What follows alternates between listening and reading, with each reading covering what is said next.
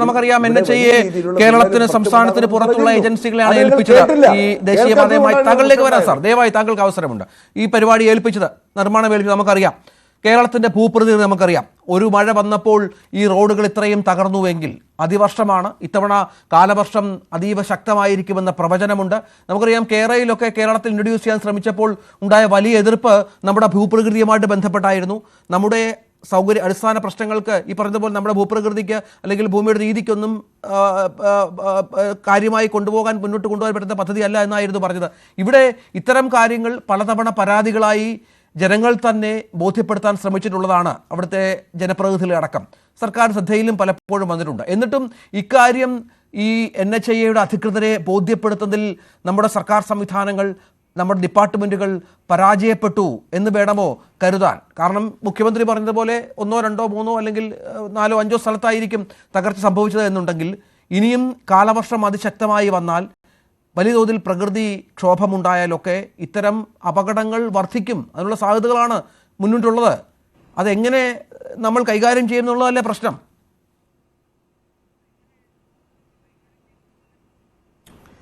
നോക്കൂ, ലോകത്തെ എല്ലാ മലയാളികളുടെയും ഒരു അഭിമാന പദ്ധതിയായി നമ്മുടെ NH-67 കാസർഗോഡ് മുതൽ പാറശാല വരെ നീളുന്ന ഈ NH-67 ഒരു അഭിമാന പദ്ധതിയായി മാറിക്കൊണ്ടിരിക്കുകയാണ്.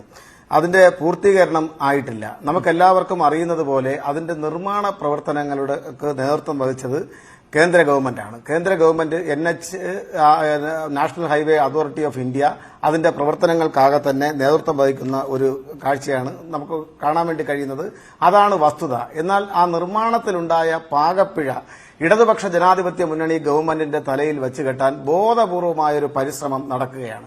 എന്താണ് NHന്റെ ചരിത്രം? NHന്റെ ചരിത്രം എന്ന് പറയുന്നത് 2013 ശ്രീമാൻ ഉമ്മൻചാണ്ടി കേരളത്തിന്റെ മുഖ്യമന്ത്രിയായിരിക്കുന്ന സന്ദർഭത്തിൽ അവര് ഇതിന് ഈ പദ്ധതി കേരളത്തിൽ നടപ്പിലാവില്ല എന്ന് പറഞ്ഞുകൊണ്ട് NHAയുടെ ഓഫീസ് പൂട്ടി സ്ഥലം വിട്ടതാണ്. അവിടെയാണ് 2016 ഇടതുപക്ഷ ജനാധിപത്യ മുന്നണി ഗവൺമെന്റ് മുന്നോട്ട് വെച്ച പ്രകടന പത്രികയ്ക്കകത്ത് ഞങ്ങൾ ഈ സംസ്ഥാനത്ത് അധികാരത്തിൽ വരികയാണെങ്കിൽ ഉറപ്പായും നാഷണൽ ഹൈവേ ഞങ്ങളിവിടെ അതിന്റെ പ്രവർത്തനങ്ങൾ ഏറ്റെടുത്തുകൊണ്ട് പുനഃസ്ഥാപിക്കുന്നതിന് വേണ്ടിയിട്ടുള്ള പ്രവർത്തനങ്ങൾ നടപ്പിലാക്കും എന്ന് ആ പ്രകടന പത്രികയ്ക്കകത്ത് അർത്ഥശങ്കക്കിടയില്ലാത്ത വിധം പ്രഖ്യാപിച്ചു. ഇടതുപക്ഷ ജനാധിപത്യ മുന്നണി തുടർന്ന് അധികാരത്തിൽ വന്നു. കേരളത്തിന്റെ പ്രിയങ്കരനായ മുഖ്യമന്ത്രി ഇന്ത്യൻ പ്രധാനമന്ത്രി ശ്രീ നരേന്ദ്രമോദിയായും അതുപോലെ തന്നെ റോഡ് ഉപരിഗതാഗത വകുപ്പിന്റെ ചുമതലയുള്ള നിതിൻ ഗഡ്കരിയുമായും പ്രത്യേകം ചർച്ച നടത്തിക്കൊണ്ട് നാഷണൽ ഹൈവേ അതോറിറ്റി ഓഫ് ഇന്ത്യയെ മടക്കിക്കൊണ്ടുവന്ന് അവരുമായി ചർച്ച നടത്തി ആ ചർച്ചയുടെ ഒടുവിലാണ് ഈ നാഷണൽ ഹൈവേ പുനഃസ്ഥാപിക്കുന്നതിന് വേണ്ടിയിട്ടുള്ള ഇടപെടൽ നടത്തിയത്. അവിടെ വന്ന ഏക പ്രശ്നം ഉമ്മൻചാണ്ടി സർക്കാരിന്റെ പിടിപ്പുകേട്. നമുക്കറിയാം ആ കാലയളവിൽ ഉമ്മൻചാണ്ടി സർക്കാരിന് ഭരിക്കാൻ ഒരു തരത്തിലുമുള്ള അനുമതി ഉണ്ടായിരുന്നില്ല. അതിനുള്ള കാരണക്കാർ ആരായിരുന്നു എന്നുള്ളതിനെ സംബന്ധിച്ച് ഒരുപക്ഷെ പ്രതിപക്ഷത്തുണ്ടായിരുന്ന ഇടതുപക്ഷത്തെക്കാൾ വലതുപക്ഷത്ത് അവരുടെ കൂടെ ഉണ്ടായിരുന്ന VD സതീശൻ ഉൾപ്പെടെ ഇന്നത്തെ കേരള നിയമസഭയുടെ പ്രതിപക്ഷ നേതാവായിട്ടുള്ള ശ്രീ VD സതീശൻ ഉൾപ്പെടെയുള്ള ആളുകൾ ഉന്നയിച്ച അഴിമതി ആരോപണങ്ങളിൽ പെട്ട് ഉഴറുകയായിരുന്നു ആ സർക്കാർ എന്നുള്ള കാര്യം നമുക്കറിയാം. UDF സർക്കാർ കെടുകാര്യസ്ഥതയുടെ കാര്യത്തിൽ അതുപോലെ തന്നെ അഴിമതിയുടെ കാര്യത്തിൽ ഈ പദ്ധതി നടപ്പിലാക്കാൻ കഴിയാത്ത ഒരു സ്ഥിതിവിശേഷം ഉണ്ടായിരുന്നു. അവിടെ നിന്നാണ് നഷ്ടോത്തരവാദിത്വം ഏറ്റെടുത്തുകൊണ്ട് ഈ ഭൂമിക്ക് കാശ് കൊടുക്കാമെന്നുള്ള ഉറപ്പിന്മേൽ ഈ പദ്ധതി വീണ്ടും റീഓപ്പൺ ചെയ്യുന്നത്. ഏകദേശം 25% തുക ഈ പദ്ധതിക്ക് ചെലവായതിന്റെ 25% തുക കേരളത്തിലെ ഗവൺമെന്റ്, ആ തുക 5560 കോടി രൂപ, ഏകദേശം കിഫ്ബിയുടെ ലോണ് കൂടി നമ്മൾ താരതമ്യപ്പെടുത്തുമ്പോൾ 12,000 കോടി രൂപ ഈ പദ്ധതിക്ക് വിനിയോഗിച്ചതിന്റെ ഫലമാണ് സാർ. അതൊക്കെ ശരിയാണ്. പക്ഷെ അവിടെ കേരള സർക്കാരിന്റെ ഉത്തരവാദിത്വം കഴിഞ്ഞോ എന്നുള്ളതാണ് ചോദ്യം. മാതൃകാപരമായി ആ വിഷയത്തിൽ ഇടപെടുകയും ഈ പറയുന്നതുപോലെ സംസ്ഥാന സർക്കാർ പണം മുടക്കുകയും ചെയ്ത പദ്ധതിയാണ്. വളരെ കൃത്യമാണ്. അത് നമുക്ക് അഭിമാന പദ്ധതിയാണ്, കേരളത്തിന്റെ സ്വപ്ന പദ്ധതിയാണ്. പക്ഷെ അതോടുകൂടി നമുക്കറിയാം അന്ന് അവിടെ ഈ മണ്ണ് ഇടിഞ്ഞു വീണപ്പോൾ, റോഡ് തകർന്നപ്പോൾ ഒരുപാട് ആളുകൾ വളരെ അത്ഭുതകരമാണ് രക്ഷപ്പെട്ടത്. അതിൽ പലരോടും നമ്മൾ സംസാരിച്ചിരുന്നു. അവരൊക്കെ ഭീതിജനകമായാണ് ആ കാര്യങ്ങൾ വിശദീകരിച്ചത്. സംസ്ഥാന സർക്കാരിന്റെ ഉത്തരവാദിത്വം എന്ന് പറയുന്നത് ജനങ്ങളുടെ സംരക്ഷണമാണ്. ജനങ്ങളുടെ റോഡുകളിലൂടെ പോകുമ്പോൾ അവർക്ക് അത്തരത്തിൽ അപകടങ്ങൾ ഉണ്ടാകാതെ സംരക്ഷിക്കുക എന്നുള്ളതാണ്.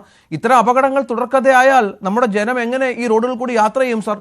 അത് ഉറപ്പിക്കേണ്ട ഉത്തരവാദിത്വം സംസ്ഥാന സർക്കാരിനില്ലേ? അതെ, ഈ പ്രവർത്തനങ്ങളാകെ തന്നെ നടത്തുന്നത് NHAI ആണ്. നമുക്കറിയാം, ആ നിർമ്മാണ പ്രവർത്തനവുമായി ബന്ധപ്പെട്ട് യാതൊരുവിധ ഇടപെടലും ഈ സംസ്ഥാന സർക്കാരിൽ നിക്ഷിപ്തമല്ല. ദേശീയപാതയുടെ അലൈൻമെന്റ് തീരുമാനിച്ചത്, ടെൻഡർ കോട്ട് ചെയ്തത്, കരാറുകാരനെ നിശ്ചയിച്ചത്, നിർമ്മാണ പ്രവൃത്തിയുടെ മേൽനോട്ടം വഹിക്കുന്നത്, അത് മൊത്തം മോണിറ്റർ ചെയ്യുന്നത് കേന്ദ്ര ഗവൺമെന്റാണ്. ആ പടി എന്തിനാണ് സംസ്ഥാന ഗവൺമെന്റിന്റെ ചുമലിൽ കൊണ്ട് ചാരുന്നത്? എനിക്കൊരു ചോദ്യം വ്യക്തിപരമായി. KPCCയുടെ സെക്രട്ടറിയോ ഉത്തരവാദിത്തപ്പെട്ട പദവിയിലിരിക്കുന്ന ആളാണെന്ന് തോന്നുന്നു ശ്രീ PM നിയാസ്. അദ്ദേഹത്തിന്റെ ചർച്ച തുടങ്ങുമ്പോൾ 11 തവണ കേരളത്തിന്റെ പൊതുമരാമത്ത് വകുപ്പ് മന്ത്രിയെ മരുമകൻ എന്ന് വിളിച്ച് അഭിസംബോധന ചെയ്യുന്നത് കണ്ടു. ഞാനൊരു മറുചോദ്യം അദ്ദേഹത്തോട് എനിക്ക് ചോദിക്കണമെന്ന് ആഗ്രഹം ഉണ്ടായിട്ടില്ല. മറുചോദ്യം താങ്കളോട് ചോദിക്കുകയാണ് ശ്രീ PM നിയാസ്.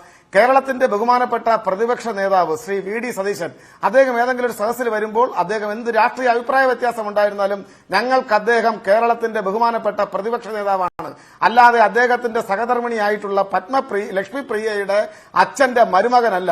മേലിലെങ്കിലും സാമാന്യ യുക്തിക്ക് നിരക്കുന്ന നിലയിലുള്ള അഭിപ്രായ പ്രകടനങ്ങളും അതുപോലെ തന്നെ ആളുകളെ വിശേഷിപ്പിക്കുന്നത്, നിങ്ങൾ കരുതുന്ന VD സതീശനും K സുധാകരനും രമേശ് ചെന്നിത്തലയ്ക്കുമുള്ള ഇന്റഗ്രിറ്റി കേരളത്തിൽ പിണറായി വിജയനും അതുപോലെ തന്നെ ശ്രീ PA മുഹമ്മദ് റിയാസിനും ഉണ്ട് എന്നുള്ള ധാരണ, നിങ്ങൾക്ക് രാഷ്ട്രീയ ധാരണ നിങ്ങൾക്കുണ്ടാവേണ്ടതുണ്ട്, ജനാധിപത്യം ഉണ്ടാവേണ്ടതുണ്ട്.